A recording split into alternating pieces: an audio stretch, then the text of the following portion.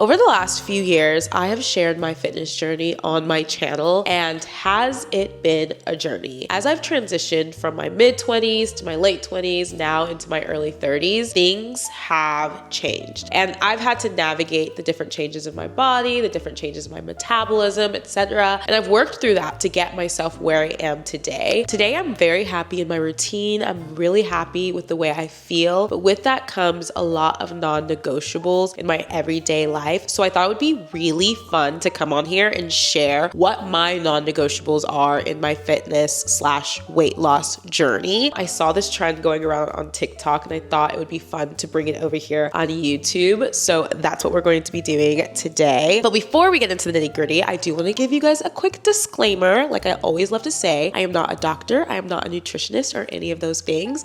I'm a girl who loves to share her journey on the internet. I've been doing this for years, and I love to give tips and tricks on how you can become your best self while sprinkling in my own experiences as I learn and grow. I do have a bachelor's of science in biology, a minor in chemistry. I am a certified personal trainer through NASM. I love health and wellness. It is my life. It is all I think about. It's all I care about. It's not all I think about and care about, but it's a big majority of it. I love sharing everything that I'm learning along the way. So with that being said, take everything that I say with a grain of salt because we're all different. And I do always recommend going and seeing a professional, getting professional advice when it comes to you and your journey so you can do what's best for you. All in all, I think it's important that you seek professional help, go and see a doctor, get your blood work done, figure out what things you need to thrive in your fitness and health journey, then come back to this video and see what you can take and apply to your life. Without further ado, as I always love to say, take what you love, leave what you don't, and let's get into this video.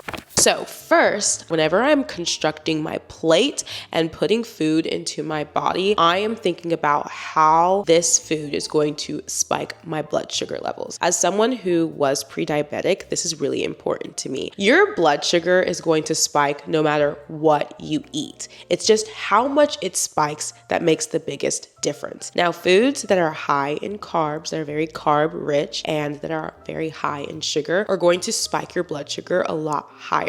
And what goes up must come down. And whenever you experience very high spikes in blood sugar, that affects so much in your body. It affects your mood, it affects your energy levels, and most importantly, it affects your decision-making skills. And energy crashes can lead to brain fog, irritability, and you just not being able to make great choices when it comes to food. So the foods that aren't going to spike your blood sugar so high to the point where it leads to crashes and whatnot are protein-rich foods, fiber-rich foods, vegetables, healthy fats. Things like that are going to be much better when it comes to your blood sugar levels than things that are high in carbs, high in sugar, etc. Now, am I saying you can't have a croissant with your breakfast every single day? No, I'm not saying that. You definitely can. It's just important to think about the order in which you eat your food. Remember growing up, our parents loved to say that you can't eat dessert before your meal because it would ruin your appetite. I really wish they would have just elaborated more on that because it's not just ruining your appetite. Yes, that is what's happening, but eating something sugary and high in carbs before an actual meal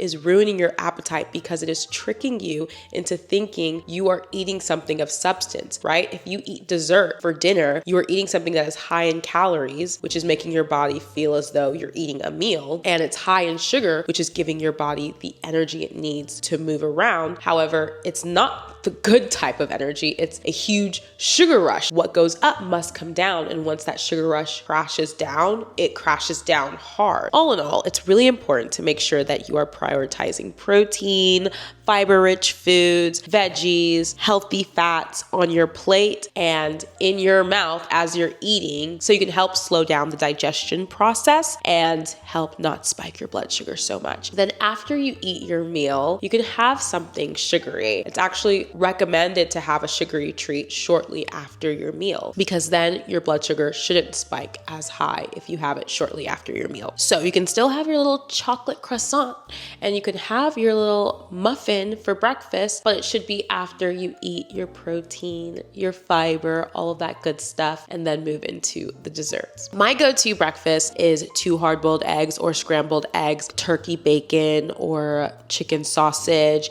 with a carb, whether it's sourdough bread or a bagel, and fruit. It's a very balanced meal. It has everything that makes me feel good. But in the past, when I was a teacher, I used to go to Starbucks before work and I would get whatever drink was trending, whether it was like a pumpkin spice latte or a gingerbread latte. I would get some type of pastry and I would get some breakfast sandwich, breakfast burrito, whatever it was. And I would have that for breakfast. I would have all of this before 9 a.m., might I add. Not only did this spike my blood sugar super high because the sugary coffee, the sugary pastry, and the high carb meal, I was also eating like 1,000 calories before 9 a.m. Just looking back on that, no wonder I was struggling throughout the day to make better choices, because I started the day with such a high blood sugar spike and it was almost impossible for me to bring it down as the day went on. And as the day went on, I craved more food like that. Spikes in your blood sugar ultimately affect your mood. It affects your energy. It affects your decision-making skills. So whenever you are constructing your plate and eating your food, really think about how you are constructing your plate. Try to focus on that protein, try to focus on the fiber, try to focus on everything that brings together a balanced plate so you can be successful in your journey.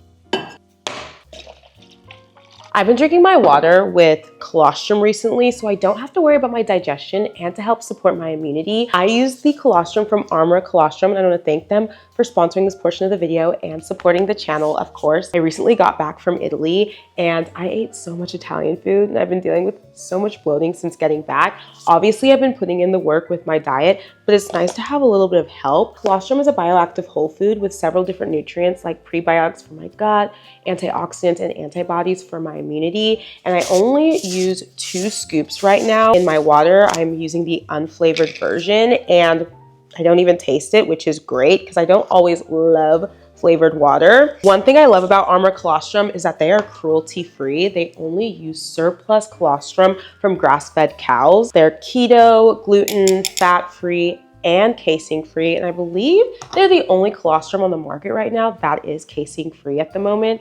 That's amazing to me. It's been really helping with my bloating and my energy levels. I'm gonna share more about them in my vlogs moving forward. But if you'd like to try them out, go to armor.com/Janet, use code Janet for 15% off your first order. Thank you so much, Armor, for sponsoring this portion of the video, and let's get back into the video. The next thing that helped change the game for me in my fitness journey / weight loss journey was regulating my nervous system every single day. Now, your nervous system is consistent of your brain, your spinal cord, and all the different nerves in your body, and it works to control every aspect of your body. It's broken up into 2 systems, the parasympathetic system and the sympathetic system. Parasympathetic being the rest and digest system, and your sympathetic system being the fight or flight system. These 2 work together in harmony within your body. But if you are living a life of chaos, your sympathetic system is going to be working in overdrive every single day. And have I been there? I have been there where I am living in a constant state of chaos every single day, and I am living in fight or flight. And with that, it is hard to regulate your emotions, your mood, and it is hard to control your decision-making skills,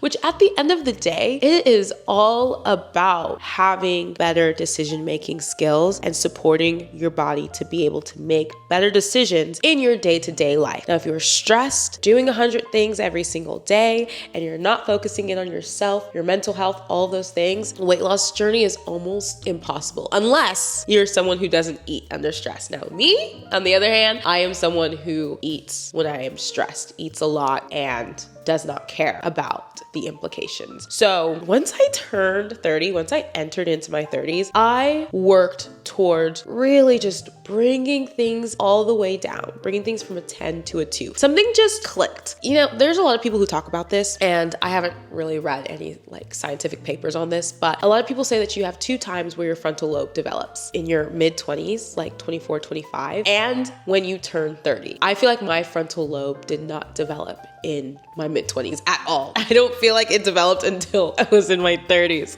And I feel like I woke up one day and just everything clicked, and I just calmed all the way down. And I just started working towards living a very calm life. Like if you watched my channel just a few years ago, then you know I used to be bouncing off the walls at 5 a.m. every single day. And I'm still kind of hyper, but I've calmed down quite a bit. And this has really helped me stay on track with my journey. It's just calming myself down, waking up in the morning, having a low dopamine morning, and just moving with a very calm, peaceful spirit throughout my day, and not letting people bring me out of character, etc., etc. But it's really important to find rituals in your everyday life that are going to help you regulate your nervous system, and they're really going to help you find peace in your life. Now, this has been years in the making for me. Leaving situations that were no longer serving has helped, whether it was a job, whether it was friendships, relationships, just leaving things that were really holding me back and holding me down really helped. Seeking help in situations where I felt stressed, whether it was hiring help with my house or hiring an editor or hiring a team. Those are things that have helped regulate my nervous system, and other things like speaking to a therapist and figuring out why I feel the way I feel every single day, and really learning how to cope with stresses in my day-to-day life, etc., etc. Speaking to a trained professional as well as the people that I love in my life. So these are all things that have helped regulate my nervous system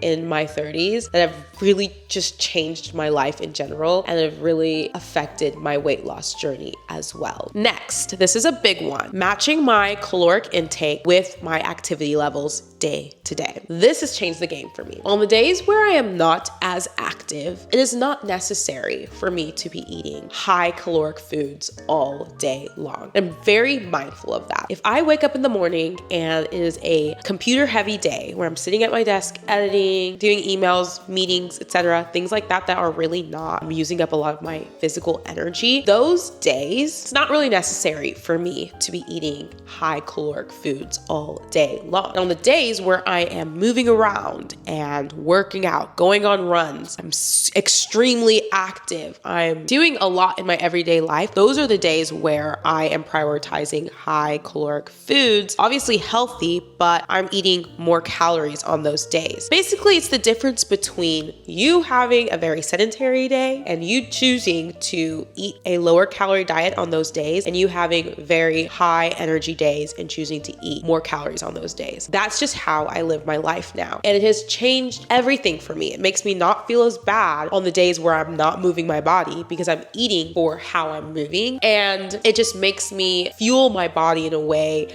that helps it do more. So, for example, whenever I was a teacher and a cheer coach, I was clocking in maybe 15,000 steps every single day, sometimes 20. It just depended on the day. And running around the building, yelling, using my voice, working from 8 a.m. until 9 p.m. some days, depending on if there was a football game or a performance or whatever, working all the way around the clock all day long. Those days were stressful. Those days were high energy. So I needed to make sure I was fueling my body to be able to survive. And back when I was a teacher, that's when I started my fitness journey, and that's when everything changed for me. I literally looked the best I had ever looked, and I prioritized very healthy meals. I was making sure that I was meal prepping, etc. I changed everything for myself around that time. That's when I first started my channel, and I used to actually share how I would eat every day, how I would meal prep for work, how I got it all done while working a full-time job and looking the way I wanted it to look. Now,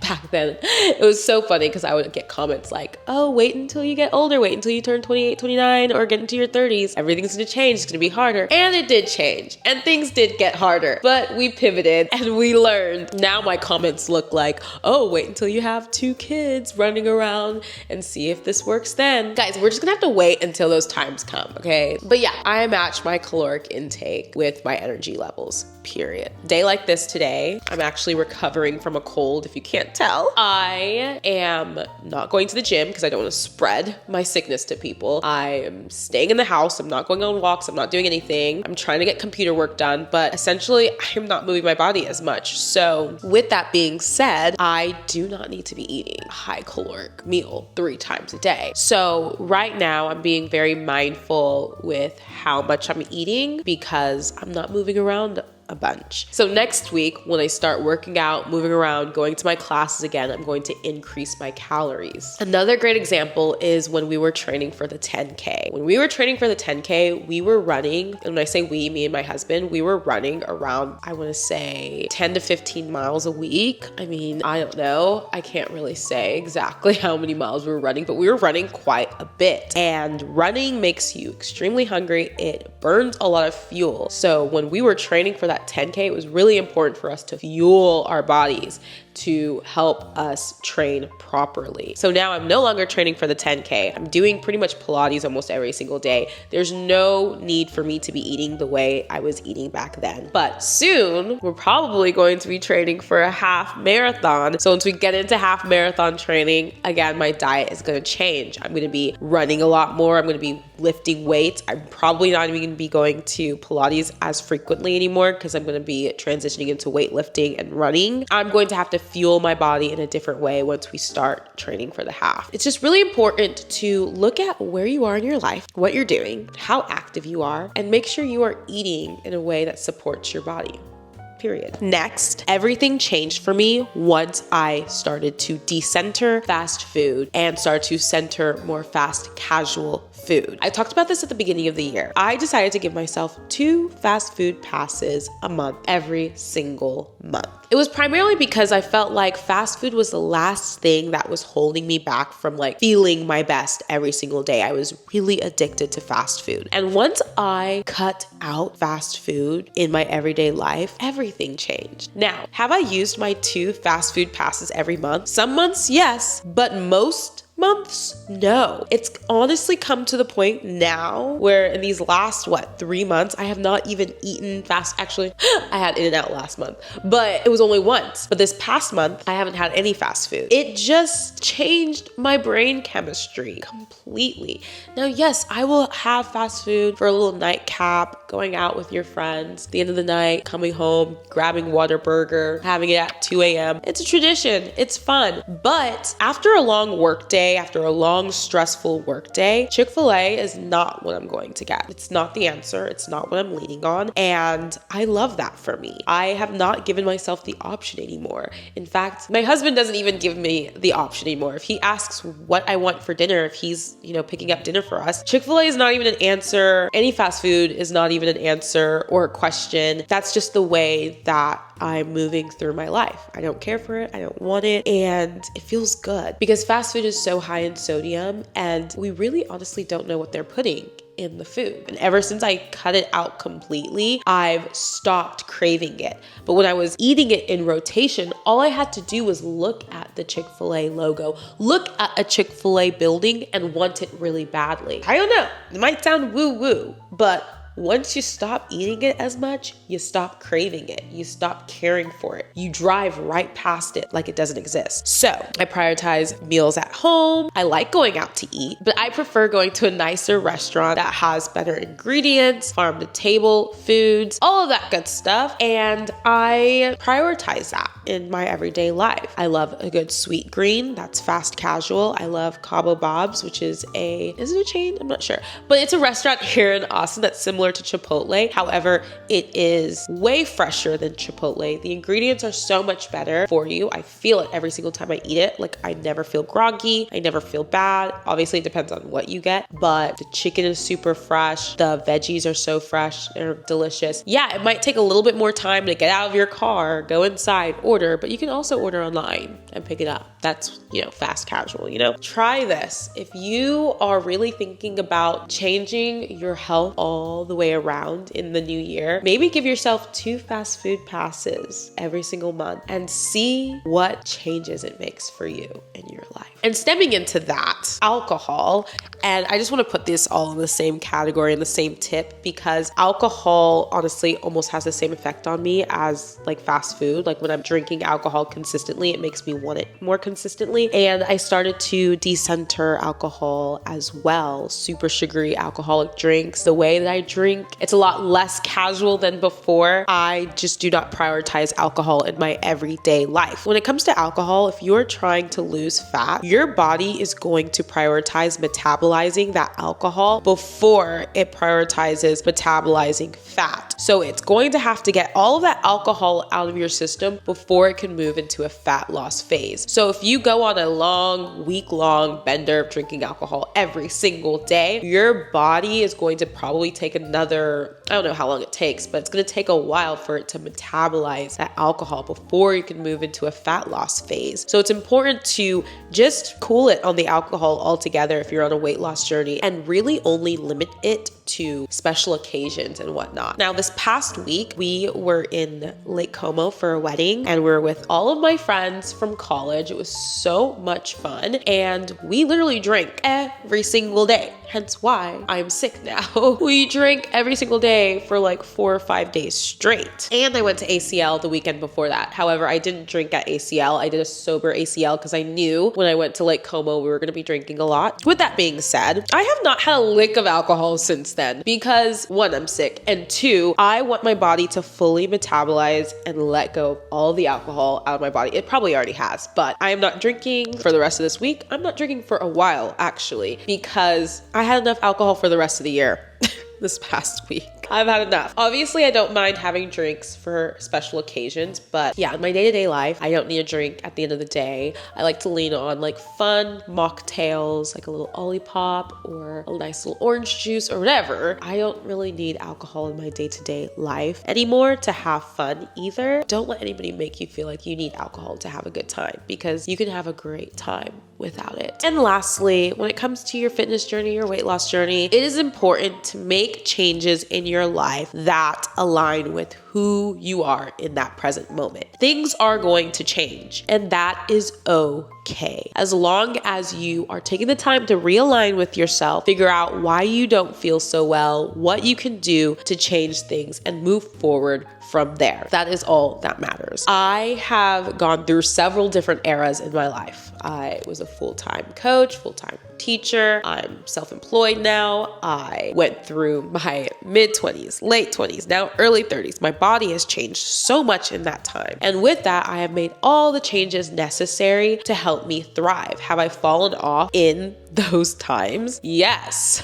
Yes, I have fallen off heavily during several different seasons, because we are people. We are changing every single day. It's important to just adjust with the changes. 1 minute I'm training for a 10K, the next minute I'm not. 1 minute I'm training for a half marathon, the next minute I'm not. And the way I'm eating when I'm not training for a half marathon and the way I'm eating when I am training for a half marathon is supposed to be different, and that is okay. And you need to be okay with different changes in your life, and you need to be okay with making those changes so you can thrive, so you can do whatever you want to do in your life. Do not restrict yourself, because it is only going to lead to your energy levels being so low that you're not even able to do the things that you want to do in your life. Make sure you're living your life in balance, but also make sure that you are fueling yourself in a way that is positive and sustainable and effective. My life has changed so much over the years, and I've embraced every single change that's come about, and I've pivoted with every single change, and that is the only way I've been able to make adjustments in my routine, make adjustments in my lifestyle, because I embraced the change. And it's important for you to do that as well. I'm going to be moving into several different seasons coming up, like so many different seasons. Eventually, I'm going to be moving into motherhood, and I'm going to have to figure all of this out all over again. Like, my life is definitely going to flip upside down. As those life changes come, I'm going to embrace it, and I'm going to share with you how I am navigating it and how you can too. With that being said, I think think it's just important to roll with the punches and let life happen and just adjust to it. That is gonna be it for this video, guys. I hope this was helpful. This was really, really fun to make. Let me know if you'd like to see something similar to this. I haven't done as many weight loss videos recently. I've just been playing around with content, doing different things. So let me know if there's any topic within this video that you would like me to touch on even more specifically. Make sure you follow me on all of my socials. And yeah, that is going to be it for this video. I will see you guys in the next one. Peace out, Girl Scout. Bye.